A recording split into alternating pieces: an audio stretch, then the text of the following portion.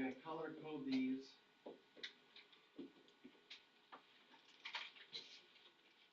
In grade 11, you talked about your graph being either narrower or wider. And in grade 12, we're going to, instead of talking about things being narrower and wider, we're going to either stretch them vertically or squish them vertically, stretch them horizontally, or squish them, compress them horizontally. So when you had this 0.5x squared in grade 11, you would have said, okay, my vertex is 0, 0. I go over 1 up a half, then over 1 up 3 halves. Do you remember that? Over 1 up 1, over 1 up 3? And you would have said, it makes it wider. That's what we would have said in grade 11. In grade 12, you see that this 0.5 is outside of the function. So anything that is outside of the function, we talk about things being vertical. And in this example, we would be squishing or compressing this graph vertically.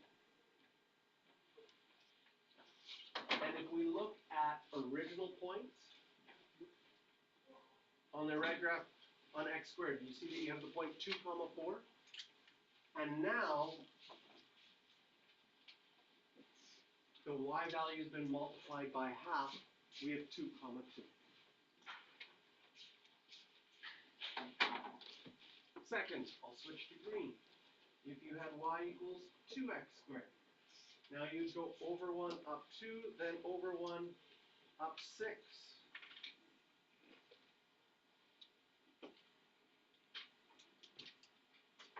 And in grade 11, we would have said this graph gets narrower. But now we would notice that if originally we had 2, 4, now we have 2, 8. And we have stretched this vertically because your y value has been multiplied by 2. Here, your y value was multiplied by half. And of course, if you add negatives, so negative 0.5x squared would just be the blue one, but a vertical reflection. And finally,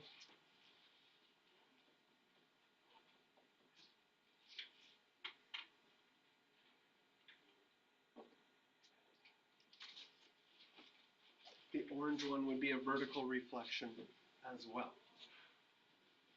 So we're going to talk about sometimes things being vertically stretched or vertically compressed if the value is outside the function. And sometimes when the value is inside the function, we're going to talk about it being horizontally stretched or compressed. But we're going to find out the x's are liars as well. So turn to page 194 because they've got a whole bunch of graphs. I'm going to see if I can take these and do them separately.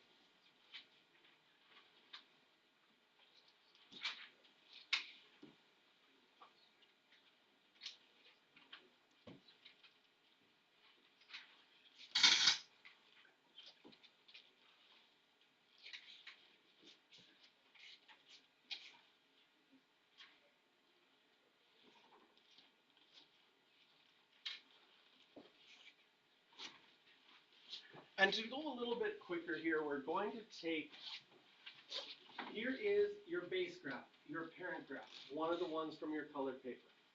They have the square root of x. They chose a random point on here, 16, 4.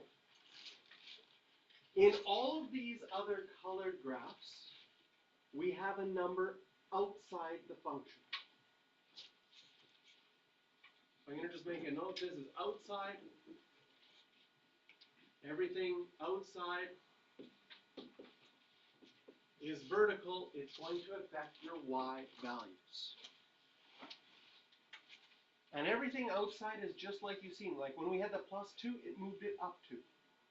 When we had a -2 afterwards, it moved it down 2. Now, if I have a 3 out in front, that 3 says you're going to multiply your y values by 3. So what happens to 16 comma 4?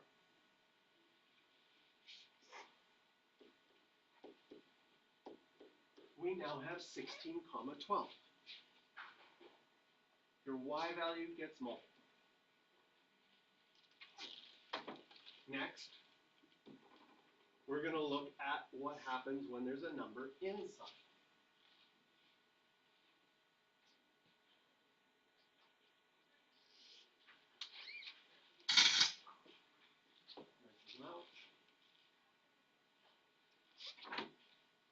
Okay.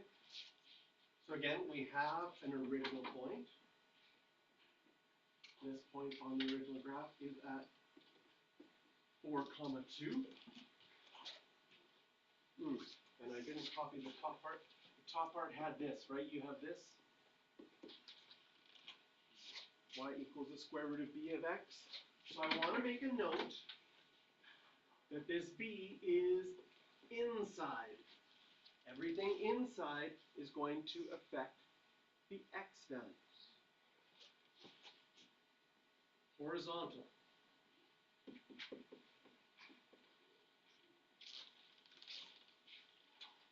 And x's are liars, right? Left and right, we call them liars. In the inside, they're liars as well. So for example, in the blue one here, right? You see the 4. Your gut reaction would be, I would like to multiply my x values by 4. But that's not what happens. We are going to multiply the x values by the reciprocal, 1 over 4. Now, multiplying by the reciprocal technically is the same as dividing. So sometimes people would say, well, why don't we just say dividing? It gets a little bit tricky when you have fractions, because then you have to say I'm dividing by a quarter. Flipping it, doing the reciprocal is just flipping the fraction. This purple one would be multiplying your x values by 4 over 1. That's way easier than trying to say I divide by 1/4. So multiplying is an easier operation to do than dividing. So we always multiply by the reciprocal. So if my original one was 4 comma 2, do you see that on this blue graph, if I multiply the x by 1/4, I would get 1 comma 2. In the purple one, if the x's are liars, this is telling me I need to multiply the x by 4 over 1, the reciprocal. And sure enough, I now have the point 16 comma 2.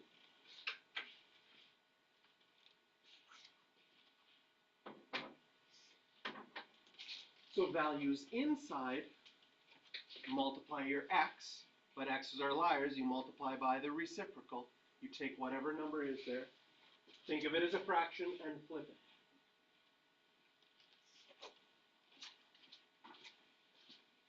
Okay, we are going to skip ahead a little bit and go to example 1.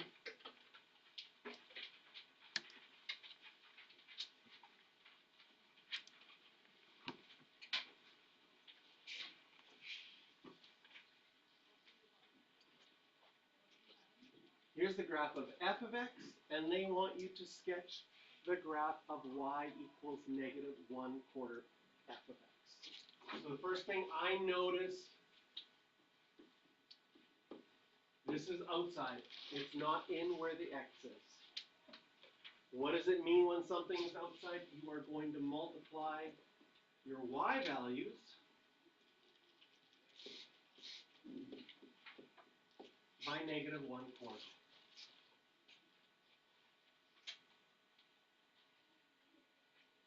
If we wanted to say this in words,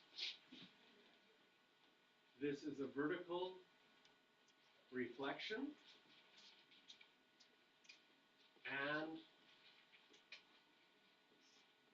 vertical compression. We use the word compression whenever we multiply by something smaller than 1. And we use the word stretch every time we multiply something bigger than 1. So now all I need to do is take my y values and multiply them by -1/4. Can you see that this is going to be a very important point because it's where the graph changes directions. It's 0, 0. If I multiply, sometimes I show this as work. If I multiply my y by a -1/4, where's it going to go? 0. Y value is going to change, but what's 0 times -1/4? Still 0. So I would have 0, 0. Okay. When choosing points, you can be strategic based on the mental math you need to do. Okay? I could choose 2, 2 as a point, but can you see why I might like to choose 4, 4 better? Because it's easier mental math. If I choose 4, 4, what's going to happen? The x value stays 4, but if I multiply my y by a -1/4, it's going to change to a -1. What also might be a nice point is 8, 8. And I probably should do similar ones on the other side too, right? What's going to happen to 8, 8? Well, the 8's going to stay the same, but if I multiply by -1/4, I'm going to get -2.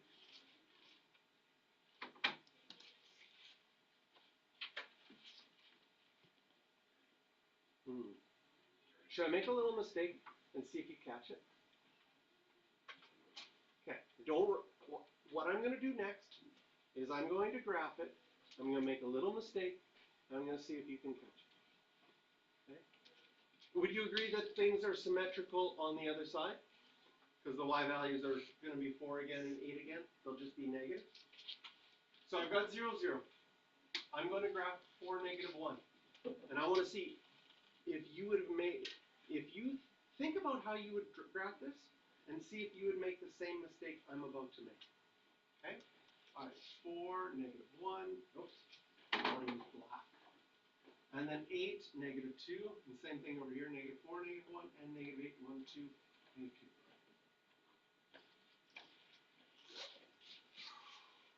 You're like, that's right, isn't it? What's wrong with that? Oh, did you see the scale is going by 2s? Would that catch you? Would you just go 4 and then go down 1? Yeah, I know. Sneaky. So again,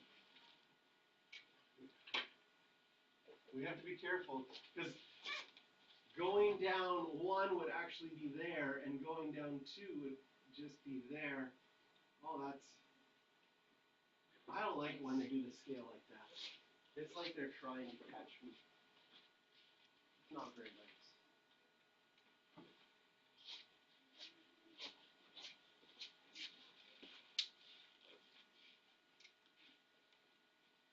So the textbook said, here's f of x, graph -1/4 f of x, okay?